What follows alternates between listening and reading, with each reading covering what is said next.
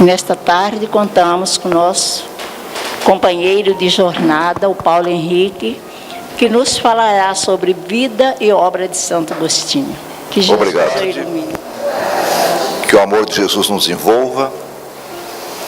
O tema que nós escolhemos para desenvolver com vocês, Santo Agostinho, vida e obra na visão espírita, foi desafiador e gratificante.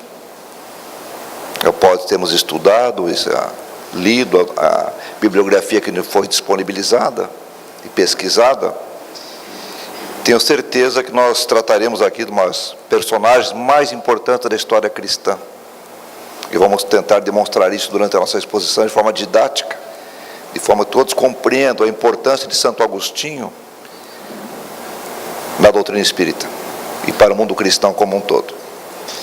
Sempre eu gosto de associar nas minhas palestras imagens e textos. E essa imagem é muito interessante, acho que ela é a síntese da palestra. Aparece Santo Agostinho numa imagem que os artistas medievais o retratavam, sempre com esse coração inflamado, rubro, e o livro. Sempre ele estava com a mão no coração e o livro na outra. Essa era a imagem que os artistas medievais visualizavam, essa personagem importante do mundo cristão. E ao longo da palestra nós vamos explicar o que significa esse coração rubro, inflamado ali, e o livro. E essa frase que nós colocamos ali, dele, retrata bem o espírito da palestra da personalidade de Santo Agostinho. A confissão das más ações é o passo inicial para a prática de boas ações. Falaremos sobre suas origens, o cenário em que ele foi criado, sobre o cenário que ele conviveu, onde havia um incipiente cristianismo no Império Romano. Nós vamos até nos reportar um pouco, dar uma passagem na história, na Idade Média, para entendermos, ter uma moldura, um conceito de como essa coisa se desenvolveu. As suas ações, as suas imperfeições como ser humano, como ser encarnado, e a busca constante da sua caminhada no mundo espiritual, do mundo evolutivo, constante, permanente. Também vamos abordar as suas contribuições na codificação das obras de Kardec e tiraremos algumas conclusões sobre essa figura que falo, emblemática para o mundo cristão, em particular, no caso aqui de uma casa espírita, para o mundo espírita. Aurélio Agostinho, ou Santo Agostinho, como foi mais conhecido, falei, foi uma das personalidades mais marcantes da história humana. Um guia e referencial da pureza cristã, do zelo, da defesa da fé, dos cuidados com a vigília, presente nas obscuridades da alma. Cito essa expressão aí. As obscuridades da alma. E de um ardor poético de louvor a Deus. Os pintores medievais, conforme eu falei, o retratavam com o livro na mão e o coração em chamas, coração rubro, aceso. O livro simboliza a ciência, na visão desses artistas. O coração inflamado, o amor. Então já dá para ter assim, uma noção da personalidade de Santo Agostinho. Aí Kardec fala, sobre a terra ele julgava as coisas segundo os conhecimentos que possuía. Mas quando uma nova luz se fez, pôde julgá-las mais judiciosamente. Então, nós vamos ver durante a palestra que há um momento na vida dele que ele percebe que há uma nova luz, há um novo mundo, há um novo renascer, ainda em vida, ainda encarnado. Feliz dele. Foi assim que mudou de ideia sobre sua crença concernente aos espíritos. Isso está escrito em Kardec. A reflexão sobre a vida deste filósofo religioso nos revela que o progresso espiritual é uma constante. Aquilo que a doutrina fala, né? A fé raciocinada, a caminhada é diária, é todos os dias, particularmente mais com ações do que com os lábios. Vamos fazer algumas reflexões sobre a vida e obra dele.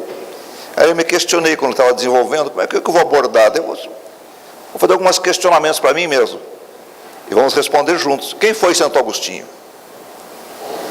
O que ele nos deixou de legado quando esteve encarnado?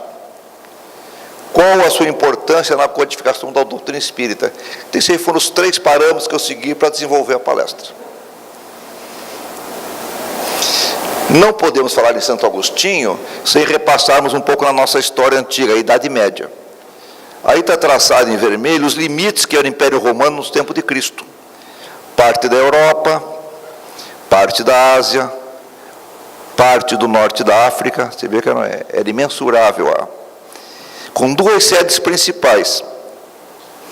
Uma sede em Bizâncio, também depois chamado de Constantinopla, e outra sede em Roma. Em Roma, ali na Itália, essa sede era a sede do Império Romano do Ocidente. Então, sempre que eu me retratar assim, queda do Império Romano, sempre vou me retratar o Ocidente. Porque entre o Império Romano do Ocidente e o do Oriente, que está ali em Bizâncio, abaixo de Macedônia ali, há uma defasagem entre a queda de um e outro de quase 1000 anos. O do Ocidente, sediado em Roma, ele vai ter a sua queda em 476 depois de Cristo. E já o de Bizâncio ali, ou chamado Império Romano do Oriente, ou Império Bizantino, também era chamado, vai ter a sua queda em 1453, com a queda de Constantinopla. Constantinopla, ali que está Bizâncio, ali fica o Estreito de Bósforo, que liga a Europa à Ásia. Desde os tempos remotos, ali era uma passagem estratégica de comércio, de especiarias, então era ferozmente disputada aquela passagem. Então, esses 2 impérios, e os romanos tinham domínio de todas essas rotas, de toda essa área, mas isso também vai ter suas consequências.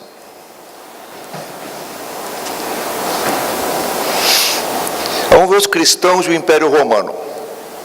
O cristianismo se tornou a religião oficial do Império Romano no ano 380, por ordem do imperador Teodósio, através do Edito de Tessalônica. Até então, os cristãos sofriam considerados, nós vimos em filmes, em livros, né? Jogados às feras, lá o Coliseu, particularmente na era do reinado do imperador Nero, entre 54 e 68. Foi a época de perseguições mais ferozes contra os cristãos. Ainda sobre os cristãos do Império Romano.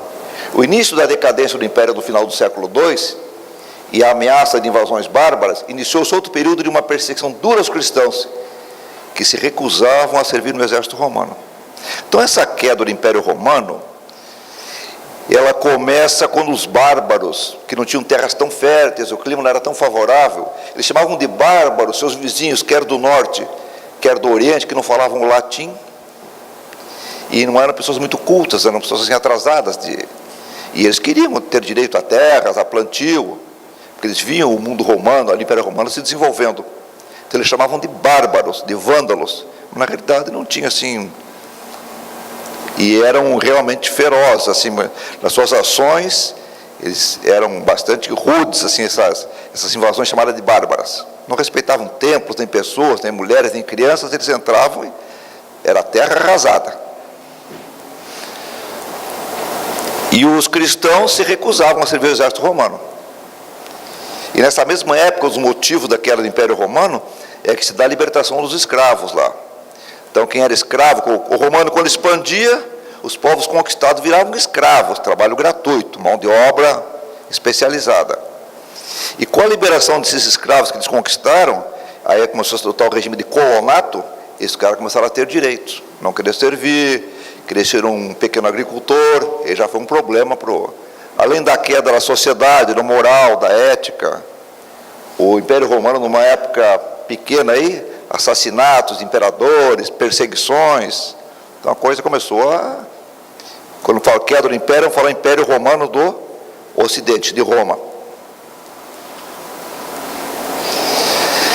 E nesse cenário todo, o cristianismo leva mais seguidores, tornando-se logo a crença mais popular no Império. Percebendo a força crescente dessa religião, o imperador Constantino, que depois toca o nome lá de Bizâncio para Constantinopla, resolveu usá-la politicamente, por fortalecer seu poder e enfrentar a decadência romana. Então, vou usar os cristãos, vou trazer esse cara para o meu lado. Aí Constantino proclama, em 313, o Edito de Milão, garantia liberdade para cultuar qualquer deus. O Edito de Milão representou a verdadeira guinada. Teodósio, que vem depois, outro imperador, apenas sacramentou um processo de algumas décadas, consolidando a tendência inaugurada por Constantino. Então, mais uma conquista dos Edito de Milão, os cristãos começaram a poder cultuar o seu Deus. O Império Romano começava a desabar, conforme nós falamos as causas aí, diversas, né? No ano 476, o Império Romano de Roma, do Ocidente, invadido pelos bárbaros, era preciso unificá-lo, pois já existiam dezenas de cristianismo, não havia um cristianismo, havia dezenas de núcleos de cristianismo. Imagine aquele tamanho daquele império, né? Aí está uma síntese das invasões, né, que eles sofreram, né, do norte, do leste, visigodos, ostrogodos, hunos, etc, etc. Nós vamos entrar aqui na aula de história apenas para nós entendermos contextualizarmos. E é neste cenário que vai aparecer o nosso Santo Agostinho. Aí Roma, em 476, sendo invadida pelos bárbaros e quase semi-destruída. Aí a figura para Santo Agostinho declara o declínio do Império Romano. A importância de Santo Agostinho nesse cenário da história foi dar o corpo ao cristianismo. Existem vários núcleos de cristianismo. E ele vai ter o papel de unificá-lo. Agostinho nasceu em Tegaste, na Argélia, totalmente norte da África, quando o Império Romano estava sendo destruído pelas invasões bárbaras. Seu pai era pagão. Sua mãe era cristã e posteriormente conhecida como Santa Mônica. Aos 16 anos ele foi estudar em Cartago, também na norte da África. Mas em 375 começou a se dedicar à filosofia, como resultado de leituras de Hortência e de Cícero. Converteu-se ao maniqueísmo. O maniqueísmo era uma filosofia religiosa que ela só tinha duas tendências, o mal e o bem. Ou era mal ou era bem, não tinha o... E Santo Agostinho, inicialmente, como a tendência era dele para o bem, ele se filiou como um seguidor dessa filosofia religiosa do maniqueísmo. E tornou-se professor de retórica em 383. De Roma foi para Milão, onde se envolvido pelo carisma do bispo cristão Ambrósio. Surge a figura do bispo Ambrósio, uma figura carismática, estudiosa, culta, e aquilo Santo Agostinho tinha uma percepção aguçada. Quando falamos, falou uma nova luz na vida, né? Ele já começa uma nova percepção. A primeira luz acendeu para ele, a figura do bispo Ambrósio. Por algum tempo atraiu também o neoplatonismo. Não tem muito a ver com Platão, é o novo Platão, não. Isso era também a filosofia religiosa de Plotino. E essa tendência era oriental, mais um pensamento oriental que acreditava num só Deus. Então ele começa com o maniqueísmo, depois tem as influências do bispo Ambrósio, e ele começa aqui a seguir as ideias também de Plotino. Mas depois de longa e dolorosa luta, tornou-se cristão, recebendo o batismo de Ambrósio. Então Ambrósio o converte e vai batizá-lo. Sua intenção era levar uma vida monástica, de recolhimento. Mas em 391, 4 anos depois do batismo, ele é ordenado, contra a sua vontade. E é destacado para ser bispo em Hipona, hoje Annaba, no norte da África. Você vê que guinada, né? Aí está o norte da África, está a cidade de Annaba, hoje Hipona, onde ele foi designado bispo. Sai lá de Roma e vai para ali ser bispo. Umas imagens também das ruínas de Hipona da época, na Annaba, onde que ele exercia seu bispado. Foi bispo durante 34 anos, tempo que escreveu copiosamente, combateu heresias e viveu em comunidade com outros cristãos. Aos 76 anos, foi morto em Hipona, durante cerco da cidade pelos bárbaros. Numa palestra de Divaldo, ele fala que Santo Agostinho escreveu em torno de 200 obras, 200 e poucas obras. E teria escrito em torno de 100 sermões. Isso que ele fala ali, escreveu copiosamente, sem parar. Então vamos ver agora vamos dar um salto. Contribuições de Santo Agostinho ao Espiritismo. Há registros na nossa doutrina espírita que o Espírito de Santo Agostinho foi convidado a participar da equipe do Espírito da Verdade. E suas ponderações podem ser encontradas em vários momentos da obra kardeciana. Nós vamos demonstrar agora em que momentos a obra de Santo Agostinho está nessa codificação de Kardec. Algumas das suas contribuições. Prolegômenos, o Divaldo gosta muito da expressão prolegômenos, né? Significa introdução, prefácio. Então Santo Agostinho tem uma participação importante lá na introdução, no prefácio do Livro dos Espíritos. Ali já tem a participação pessoal dele. Outra contribuição. No Evangelho segundo o Espiritismo encontra-se algumas comunicações desse Espírito. São elas: o mundo de expiações e de provas, mundos regeneradores e progressão dos mundos, o mal e o remédio, o duelo, a ingratidão dos filhos, laços de família e a alegria da prece. Em todos esses trabalhos aí está o pensamento de Santo Agostinho. Outra contribuição, no livro dos Médiuns, anotações sobre o Espiritismo, no capítulo 31, e sobre as sociedades espíritas. Também a participação de Santo Agostinho. A questão 919 é muito interessante no Livro dos Espíritos. É raro no meio espírita comentar-se sobre autoconhecimento, sem fazer referência ao pensamento de Santo Agostinho, exposto na questão 919 do Livro dos Espíritos. O codificador pediu aos espíritos superiores a fórmula da melhoria pessoal. Como é que eu posso me aperfeiçoar como ser humano na minha evolução espiritual? E não pedia para as próximas encarnações. Pediu para esta vida. E ousou mais, tinha que ser uma coisa prática e eficaz. Pedido ousado do Kardec. Respondeu o Espírito Santo Agostinho, dizendo: um sábio da antiguidade vos disse: conhece-te a ti mesmo. Então a resposta seria: conhece-te a ti mesmo. Primeiro conhece você, o teu íntimo, o teu ser. Ainda na questão 919, referia-se a Sócrates e apontou a necessidade de focarmos os interesses na busca por um em nós mesmos. O codificador retruca, reconhecendo a sabedoria da resposta, mas alegando dificuldades para se atingir este conhecimento interior, e insiste no pedido de uma receita. Diz Jesus: pedi e obtereis. Ele obteve a fórmula e legou àqueles em que se descobrem este anseio. Ensinou o interrogado: fazei o que eu fazia de minha vida sobre a terra. Ao fim da jornada, eu interrogava a minha consciência.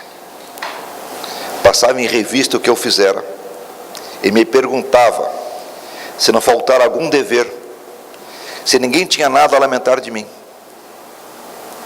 E até hoje nós procuramos, né, como cristão, como espíritas, né, ao nos deitar, naquele momento de recolhimento íntimo pessoal, nós nos questionarmos, né, como foi o meu dia? Continuo errante. No que eu posso melhorar? Alguém tem alguma coisa a lamentar de mim? Então esse é o grande ensinamento da questão 919. O autoconhecimento, a busca do perdão, a busca do domínio das nossas paixões, do nosso orgulho, das nossas vaidades. E outro dia repetimos, e repetimos, e repetimos. Somos seres imperfeitos.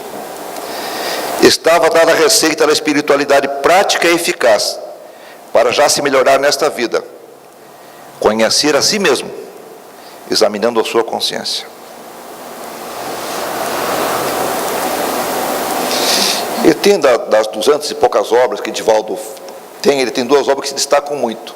Uma chamada Confissões, é uma obra fascinante, são 13 livros, dos quais 9 são autobiografados e 4 são teologias. Nela se apresenta como filho pródigo e a ovelha perdida do Evangelho de Lucas, perdido e depois encontrado, tal como o apóstolo Paulo. Ainda nessa obra ele procura mostrar pelo seu exemplo que pode ser a graça para os mais desesperados dos pecadores. Confessa seus desregramentos na mocidade. Teve inclusive um filho bastardo, Adeodato, sempre atribuindo a si mesmo as tendências perversas e a Deus os progressos de seu espírito para o bem. Então, você é uma figura humana que, como ser imperfeito, né, tem várias transições, como falou no início, aquela nova luz, né, aquele novo perceber, aquela nova caminhada. E a cada momento ele evidencia isso nas suas ações. Na outra obra, A Cidade de Deus, os principais temas abordados são a vontade humana, as relações entre teologia e razão e a divisão da história entre duas cidades, as dos homens e a cidade de Deus. O pensamento político contido na Cidade de Deus foge do encontro de duas tradições, a da cultura greco-romana, que era riquíssima, e das escrituras judaico-cristãs. Da antiguidade grega, Agostinho retém as ideias de Platão, república e leis. Traça assim o plano de uma cidade ideal, a cidade de Deus, em contrapartida com a cidade terrestre, em que predomina a guerra, a injustiça e o egoísmo. Abre parênteses, ainda nos dias atuais. Agora vamos ver o espírito Erasto, outro codificador, outro que orientou a nossa codificação. Vamos ver o que ele fala sobre Santo Agostinho. O espírito Erasto, discípulo de São Paulo, em uma de suas comunicações enfatiza: Santo Agostinho é um dos maiores divulgadores do espiritismo. Ele se manifesta por quase toda a parte. Como muitos, ele também foi arrancado do paganismo. Ainda o espírito Erasto fala: em meio de seus excessos, sentiu o alerta dos espíritos superiores. A felicidade se encontra alhures e não nos prazeres imediatos. Ainda o espírito Erasto destaca: hoje, vendo chegada a hora para a divulgação da verdade, que ele havia pressentido outrora, se fez dela um ardente propagador e se multiplica, por assim dizer, para responder a todos aqueles que o chamam. Isso está em Kardec. Considerações finais sobre essa figura de Santo Agostinho. Seus erros e virtudes, como ser humano, como ser encarnado, se misturam de tal modo que seria impossível separá-los. Um homem menos convicto provavelmente iria ser ignorado, como ocorreu com a maioria de seus opositores.